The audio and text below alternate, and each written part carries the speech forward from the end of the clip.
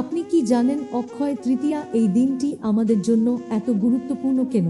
এটার গল্প মহাভারতের সাথে জড়িত আছে। পাণ্ডবদের বনবাসের সময় একদিন তাদের আশ্রমে অনেক ঋষিমুনি আসেন, কিন্তু তাদের আপ্যায়ন করার মতো পর্যাপ্ত খাদ্য পাণ্ডবদের কাছে ছিল না। তখন দ্রৌপদী অত্যন্ত দুঃখিত হয়ে ভগবানের কাছে প্রার্থনা করেন।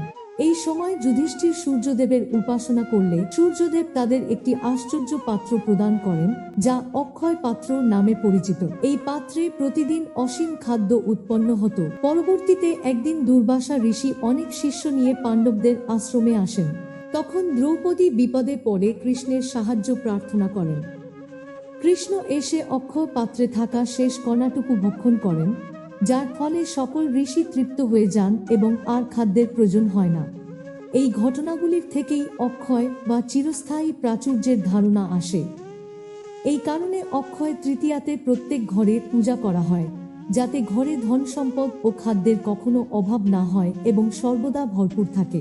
এই দিনে সুন্দরভাবে পূজা করে ঘরে সুখ ও সমৃদ্ধি আনার প্রার্থনা করা হয়।